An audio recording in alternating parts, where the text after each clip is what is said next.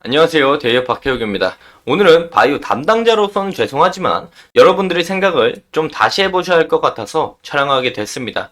자, 대한민국 어느 매체를 봐도 하반기 바이오는 좋을 거라고 밖에 떠들고 있지 않습니다. FDA 그리고 임상 같은 장밋빛 전망밖에 없어 보이죠. 근데 여러분들은 정말 이걸 고지고대로 믿으십니까? 최소한 우리는 객관적으로 지금 업계 분위기가 어떤지는 알고 있어야 됩니다. 그래야 투자를 할 수 있는 거예요. 제가 바이오가 싫어서 말씀드리는 게 절대 아니라는 겁니다. 자, 오늘 기대감에 숨겨진 이면에 대해서 또 업계의 실질적인 분위기 대해서 낱낱이 파헤쳐 보도록 하겠습니다.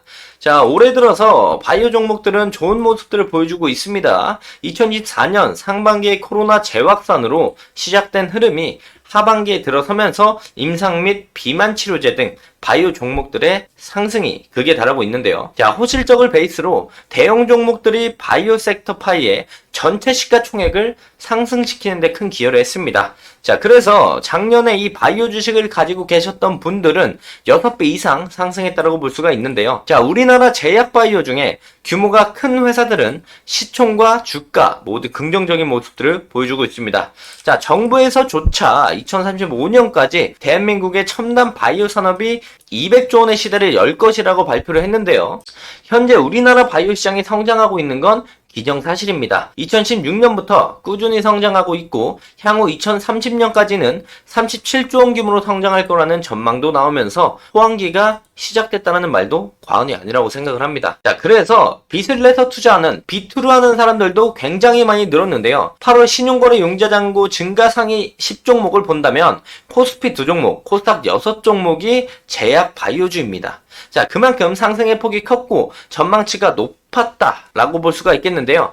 정말 시장의 전망치만큼이라고 생각을 하고 계신가요? 정작 현실은 빛 좋은 개살구 격입니다. 자, 올해 1분기에 많은 제약 바이오 회사들이 평균적으로 매출이 증가하는 모습들을 보여줬습니다. 자, 그렇지만 그 뒤에는 암담하고 참담한 모습도 이어졌죠. 자, 매출은 늘었지만 영업이익은 오히려 13%나 감소하는 모습들을 보여줬습니다. 또 대형 회사와 중견, 중소기업 간의 격차는 더욱더 심화가 되면서 양극화가 더욱 깊어지고 있는 게 사실상 현실이라고 볼 수가 있는데, 자, 이런 모습들을 보고 우리는 바이오의 호황기다라고 말할 수가 있을까요?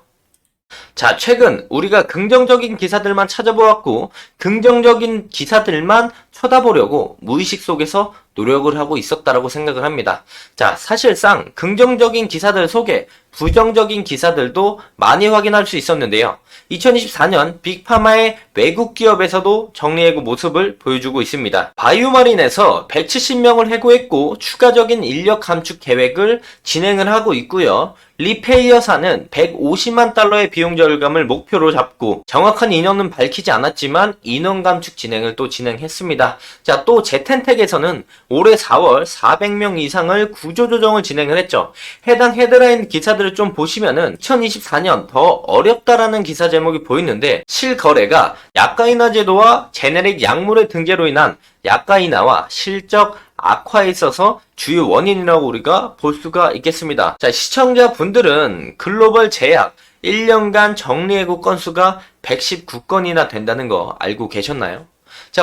자, 우리는 알면서도 피하는 모습들을 보였을 수도 있습니다. 자, 최근 대형주 중심의 호실적을 제외하고 보았을 때 코스닥 종목들의 자본 잠식 그리고 계속 기업으로서의 불확실성으로 인해서 관리 종목 지정되는 모습들을 우리가 볼 수가 있는데요. 자, 그렇다면 여기서만 봐도 우리가 알 수 있는 건 바이오 섹터 안에서도 양극화가 심해지고 있다는 걸 볼 수가 있습니다. 또한 바이오 호황기라고 이야기를 하고 있지만 사실상 바이오 장비 중고 매물이 쏟아지고 있는데요. 주가가 강한 상승을 보였던 올해 6월에서 8월에 오히려 바이오 장비 중고 매물은 약 80% 이상 증가하는 모습들을 보여주었습니다. 자, 삼성 바이오로직스, 알테오젠, 유한양행, 리가캠바이오 등등 일부의 스타 제약 바이오 기업들 이외에는 대다수의 바이오 기업은 고사 직전에 몰렸다라고 볼 수가 있는데, 자, 자금이 부족한 중견 및 중소기업들은 나머지 기본 장비들마저도 내다 파는 곳이 많은 실정이죠. 이러한 실정 속에서 해외 인원 감축뿐만 아니라 국내에서도 코스닥 관리 종목 및 투자 위험 종목으로 분류가 많이 되고 있는 추세입니다. 자, 관리 종목 지정으로 인해서 상장 폐지 위기까지 가는 기업들이 많다라고 볼 수가 있겠죠. 자, 국내에서는 종근당, 광동제약을 포함한 많은 기업들이 인원 감소로 인한 바이오의 어려운 현실들을 보여주고 있습니다. 자, 사실상 국내 제약사들의 인원 감축은 전국적으로 14,000여 개의 일자리가 사라질 것으로 예상을 하고 있는데, 제약바이오 인원 감축에 대한 부분들은 우리가 제약산업, 제약과 관련된 산업, 그리고 경제 전반에 영향을 끼칠 것으로 우려가 되고 있습니다. 제약산업에서는 인력 감소로 인해서 연구개발, 생산, 마케팅 분야에서 어려움을 겪을 수가 있겠고, 관련 사업에서는 연구기관, 제조시설, 유통업체에서도 영향을 받을 수가 있겠죠. 자, 경제 전반으로 따져본다면 경제 성장에 있어서 부정적인 영향을 미칠 수가 있겠습니다. 자, 그렇다면 인원 감축을 왜 하게 되는가? 우리가 다시금 생각을 해볼 필요가 있겠죠. 신약 개발 실패, 특허 만료로 인한 경쟁력 감소 및 약가 인하, 그로 인한 수익 감소를 원인으로 꼽을 수가 있는데, 자, 그러면서 R&D 비용이 감소가 되고 신약 개발이 부진해지면서 실적적인 부분들까지 영향을 끼칠 수 있다라고 볼 수가 있겠고, 자, 그러면 또다시 비용 절감을 위해서 인원 감축으로 넘어가면서 악재의 메비우스띠라고 볼 수가 있겠습니다. 자, 추가적으로 좀 봤을 때는 인원 감축은 바이오시밀러의 영향도 굉장히 크다라고 볼 수가 있는데, 자, 기존 의약품과 같은 새로운 경쟁 제품들의 등장으로 기존 제품의 시장 점유율을 감소하고, 또한 바이오시밀러의 등장으로 인해서 약가 인하도 한몫을 했다라고 볼 수가 있겠죠. 자, 이런 모습들이 제약사들의 수익 감소로 이어지면서 앞에서 말씀드렸던 인원 감축으로 다시 이어질 수 있다라는 겁니다. 자, 앞으로 시장에서 바라보듯이 금리 인하가 진행이 되고 국내 바이오 업계에 직접적인 수혜를 받는다라고 시장에서는 인식하고 있습니다. 자, 하지만 제약 바이오 회사들의 구조조정의 칼바람은 계속되고 있습니다.